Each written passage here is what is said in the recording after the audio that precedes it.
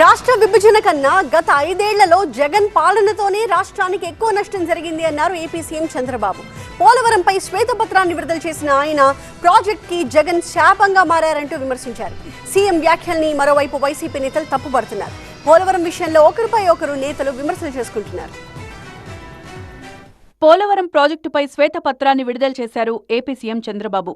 పోలవరం ఆంధ్రప్రదేశ్కు జీవనాడని, అలాంటి ప్రాజెక్టును గత 5 ఏళ్ల పాటు విధ్వంసం చేశారని చంద్రబాబు ఆరోపించారు. టీడీపీ అధికారంలో ఉన్నప్పుడు ఒక్కరోజులోనే స్పిల్వే ఛానల్లో 32,215 క్యూబిక్ మీటర్ల కాంక్రీట్ పనులు చేసి నాటి ప్రభుత్వం Guinness book of world record సాధించిందని చంద్రబాబు గుర్తు చేశారు. గత 5 ఏళ్లలో వైసీపీ రివర్స్ టెండర్ల డ్రామాలతో పోలవరాన్ని నాశనం చేశారని విమర్శించారు.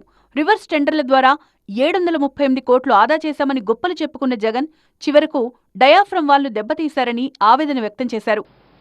ఇప్పుడు డయాఫ్రమ్ వాల్ రిపేర్ల కోసం కొన్ని రింగ్ బండ్లేసి అక్కడెక్కడ 3-4 ప్లేసుల్లో 33% రిపేర్లు చేయాలి.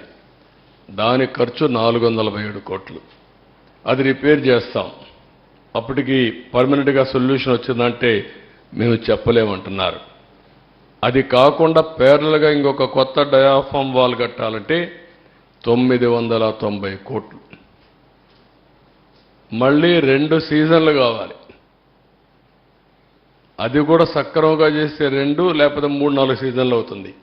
పోలవరం మరమ్మతుల కోసం అమెరికా, కెనడా నుంచి నిపుణుల్ని రప్పించి వాళ్లు ఇక్కడే ఉండి పర్యవేక్షిస్తారని చెప్పారు సీఎం చంద్రబాబు.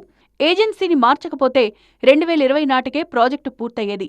అంతర్జాతీయ, విదేశీయ నిపుణుల సాయంతో సమస్యను అధిగమిస్తామన్నారు. కేంద్ర ప్రభుత్వ తోడ్పాటుతో సవాళ్లు అధిగమిస్తామన్నారు. కేంద్రం ఇంటర్నేషనల్ ఎక్స్పర్ట్స్ ఇన్వైట్ చేసింది.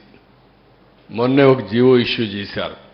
అమెరికా నుంచి 2, కెనడా నుంచి 2 ఎక్స్పర్ట్స్ని పెట్టి ఎవ్రీ మంత్ 10 days ఇక్కడ ఉండి అధ్యయనం చేసి రికమెండేషన్లు ఇమ్మని.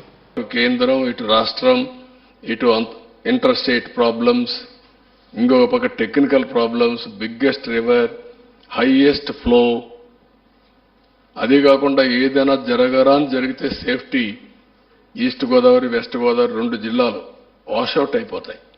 అదొక ప్రమాదం. పోలవరం విషయంలో వైసీపీ ఎలాంటి తప్పు చేయలేదంటున్నారు మాజీ ఇరిగేషన్ మంత్రి అంబటి రాంబాబు. కరోనా సమయంలోనూ పోలవరం పనులు ఆగలేదన్నారు.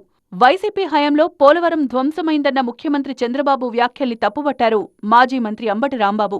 రాజశేఖర గారి కన్నా ముందే మీరు ముఖ్యమంత్రి అయ్యారు కదా, మరి ఎందుకు మీరు ఆలోచన చేయలేదంటే దీన్ని బట్టి అర్థమవుతుంది ఏంటి, ప్రజలు కూడా అర్థమయ్యేదేంటి, మీకు అసలు పోలవరం మీద కానీ గోదావరి నది మీద కానీ అవగాహన లేదని నేను అనను. ఎందుకంటే మీరు వయసులో పెద్దవారు, 4వ ముఖ్యమంత్రిగా చేస్తున్నారు. శ్రద్ధ లేదు, ఆ ఆలోచన లేదు.